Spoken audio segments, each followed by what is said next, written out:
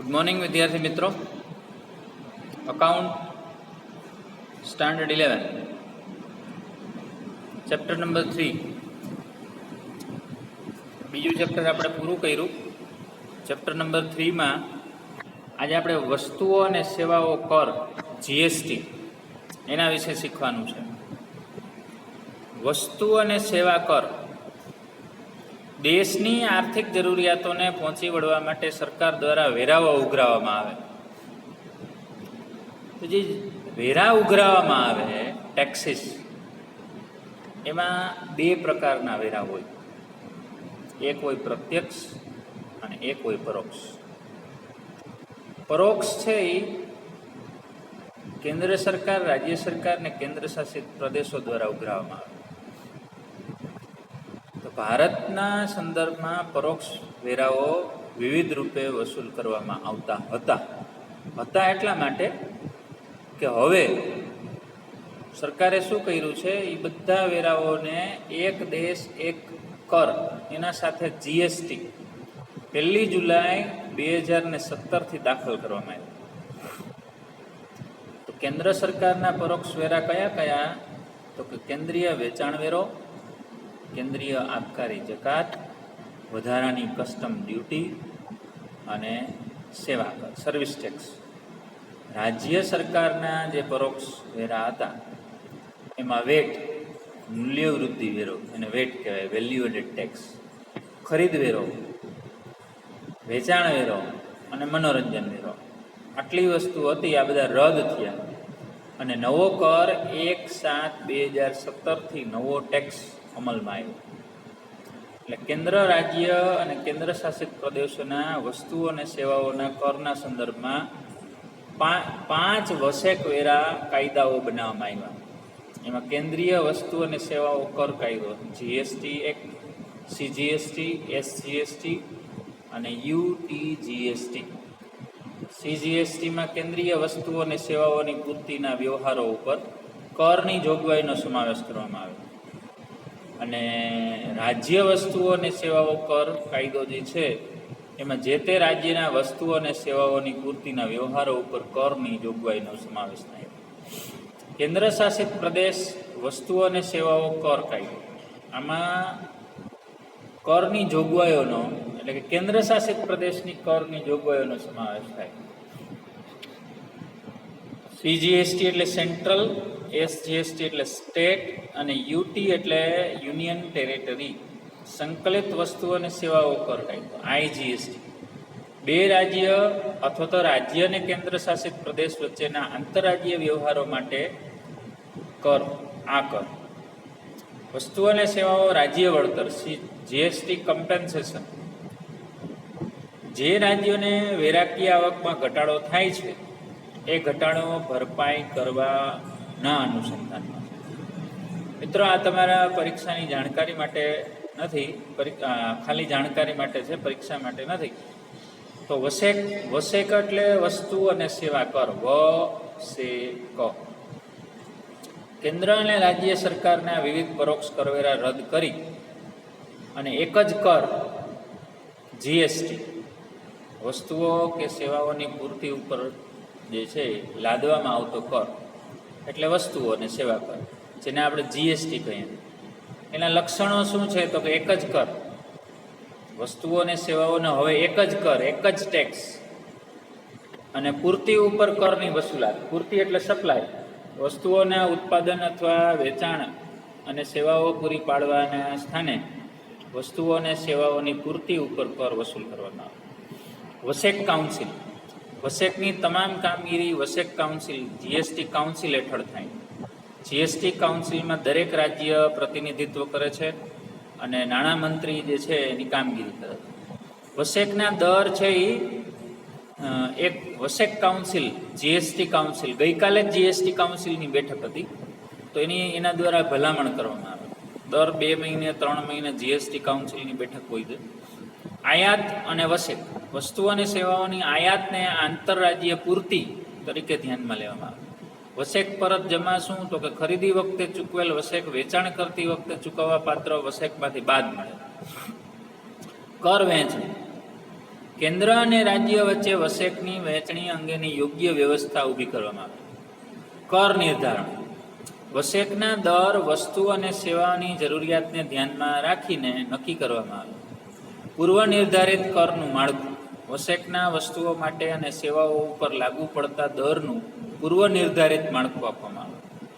અને 5 કાયદાઓ આપણે ઉપર જોઈ ગયા. સમાનતા શું? તો કે સમગ્ર દેશમાં વસેક અંગે કાયદાઓ, નિયમો, પ્રક્રિયાઓ, વેરાના દર આખા દેશ માટે એક. બરાબર, એટલે આ એના લક્ષણો હતા. વસ્તુઓ અને સેવાઓ અથવા બંનેની પૂર્તિ. વસ્તુઓ અથવા સેવાઓ અથવા બંનેના ખરીદ વેચાણના સ્થાને પૂર્તિ એટલે સપ્લાયનો ઉપયોગ કર્યો છે. પૂર્તિ શબ્દ એ પારિભાષિક શબ્દ. રાજ્ય અને કેન્દ્ર શાસિત પ્રદેશની અંદર, રાજ્ય અને કેન્દ્ર શાસિત પ્રદેશ બહાર. તો હવે એના તમને આપ્યું છે એક વર્ગીકરણ. રાજ્ય કે કેન્દ્ર શાસિત પ્રદેશની અંદર પૂર્તિ એટલે કે પોતાના રાજ્યમાં કે કેન્દ્ર શાસિત પ્રદેશમાં, આંતરરાજ્ય કે કેન્દ્ર શાસિત. અહીંયા રાજ્ય કે કેન્દ્ર શાસિત પ્રદેશની બહાર આંતરરાજ્ય એટલે વસૂલ કરવા પાત્ર કરમાં કેન્દ્રીય વસ્તુ અને સેવા કર, રાજ્ય વસ્તુ સેવા કર. સામે શું હોય તો કે બેયનું એક સંકલિત વસ્તુ અને સેવા કર.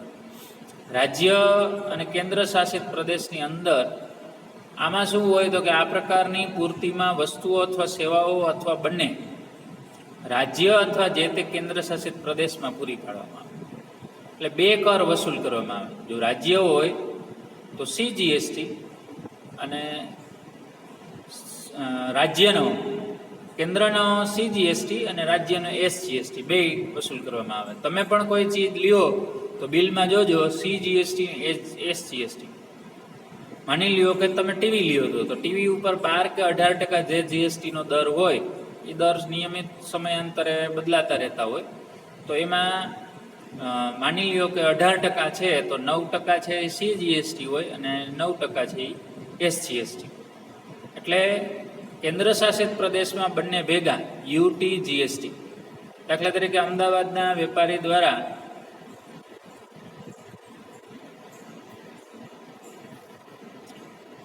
$10,000 માલનું રાજકોટના વેપારીને વેચાણ કરવામાં આવ્યું તો અહીંયા 12% છે તો 6% CGST ને 6% SGST. 10,000ના 6% રાજ્ય વેરો અને 10,000ના 6% છે એ કેન્દ્ર વેરો. એટલે આ રીતે ચંડીગઢ કે કેન્દ્ર શાસિત પ્રદેશમાં થતો હોય તો 6% લેખે CGST વસૂલ કરવામાં આવે, તેને UT GST કહેવાય. એટલે એક જ રાજ્ય કે કેન્દ્ર શાસિત પ્રદેશની અંદર વસ્તુ અને સેવાઓ બે પૂરી પાડવામાં આવેલ હોય તો GSTની રકમ કેન્દ્રીય વસેક અને રાજ્ય વસેક તરીકે સરખે હિસ્સે વહેંચવાની. આવક સરકારને જે થતી હોય સરખે હિસ્સે વહેંચવાની. બહાર જો આપવામાં આવે વસ્તુઓ અને સેવાઓ અથવા બંનેની પોતાના રાજ્ય કે કેન્દ્ર શાસિત પ્રદેશની બહાર પૂરી પાડવામાં આવે તો IGST એક જ. અમદાવાદનો વેપારી જયપુરના વેપારીને 12% માલ વેચે તો 12% GST. એમાં 6% એમ બે ભાગ ન પડે, એક જ IGST આંતરરાજ્ય. એટલે 10,000 ઉપર 12% લેખે 1200 સંકલિત વસેક કેન્દ્ર સરકાર જ ઉઘરાવે. એટલે જ્યારે પોતાના રાજ્ય કે કેન્દ્ર શાસિત પ્રદેશમાં જ વ્યવહાર થાય તેને આંતરરાજ્ય વ્યવહાર કહેવાય. અને રાજ્ય કે કેન્દ્ર શાસિત પ્રદેશ સિવાયના રાજ્ય કે કેન્દ્ર શાસિત પ્રદેશનો વ્યવહાર હોય તેને આંતરરાજ્ય, અંતરરાજ્ય અને આંતરરાજ્ય. તો આ રીતે કોષ્ટક આપ્યું છે અને એના લાભ શું છે તો એક જ કર કેન્દ્ર સરકાર અને રાજ્ય સરકારના વિવિધ પરોક્ષ કરના સ્થાને એક જ કરની વ્યવસ્થા ઊભી કરવામાં આવી છે. સરળ કર વ્યવસ્થા. વિવિધ પ્રકારના પરોક્ષ વેરાઓ રદ થવાથી પરોક્ષ કર વ્યવસ્થા સરળ બની. બેવડા કર જે હતા એ હવે દૂર થઈ ગયા. મતલબ બબે દંતન આવી જતું હતું. એ તો એ કેવી રીતના આવે એ તો આપણે જ્યારે પ્રેક્ટિકલ કરીએ ને ત્યારે જ ખબર પડે કે બેવડો કર કેવી રીતના હોય. દાખલા તરીકે મેં કોઈ ચીજની ખરીદી કરી તો ખરીદી વખતે પણ મારે ટેક્સ ચૂકવવાનો. એ જ વસ્તુ હું જ્યારે વેચાણ કરું ખરીદી વખતે ખરીદ વેરો ચૂકવવાનો, વેચાણ વખતે વેચાણ વેરો ચૂકવવાનો. તો ભાવ ઘટાડાનો લાભ ઉપભોક્તા માટે વસ્તુઓ અને સેવાઓના ભાવમાં ઘટાડો થાય નથી. સમાન વેરો, આખા દેશમાં એક જ સરખો વેરો. કરચોરી ઘટે આમાં, કારણ કે દાખલા તરીકે મેં મશીન લીધું તો એમાં મેં 12% જીએસટી ભર્યો. હવે એ મશીન હું વેચું છું તો મારે 12% જીએસટી સામે વેચવાવાળા પાસેથી ઉઘરાવી લેવા. જે જીએસટી મેં ખરીદી વખતે સરકારને ચૂક્યો એ જીએસટી મારે ખરીદનાર જે વ્યક્તિ છે મારી પાસેથી, એમની પાસેથી વસૂલ લેવાનો. તો એ મને શું મળે? તો કે ઇનપુટ બાદ મળી જાય, એટલે મેં કંઈ કર ભર્યો કહેવાય નહીં. એટલે કરચોરીનું દૂષણ ઘટે છે. વસેક પરત જમા જે આવ્યું એ ખરીદી ઉપર ચૂકવવામાં આવેલ, વસેક વેચાણ ઉપર ચૂકવવામાં આવેલ વસેકમાંથી બાદ મળે, એટલે ચોખ્ખી રકમ ભરવાની હોય છે. અર્થતંત્રમાં ઉપયોગી, અર્થવ્યવસ્થામાં મજબૂતાઈ આનાથી પ્રાપ્ત થાય અને દરેક રાજ્ય, દરેક વિસ્તારનો સમાન વિકાસ થાય એવું બને. વહીવટી તંત્રની કામગીરીમાં પણ ઘટી જાય, હિસાબી કામગીરી છે એ ઘટી જાય, સરકારી કામગીરી પણ આનાથી ઘટે. વસ્તુઓ અને સેવાઓનો જે કરનું માળખું છે એમાં પરિશિષ્ટ 6 પાયડા છે અને એમાં સમયાંતરે બદલાતું રહેતું હોય. સાવ જરૂરી ચીજ છે એમાં 5% અને એનાથી ઓછું 0%.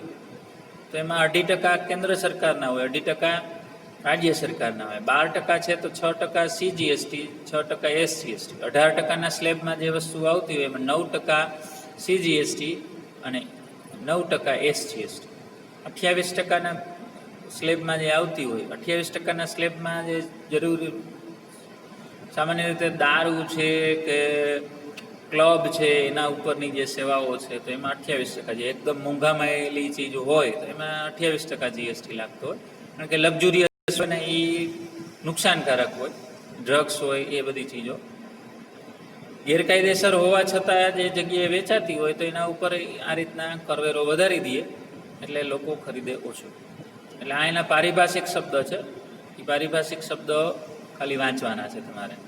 તો મિત્રો, આ સાથે તમારું આ પ્રકરણ વસ્તુઓ અને સેવાઓ પર પૂર્ણ થાય.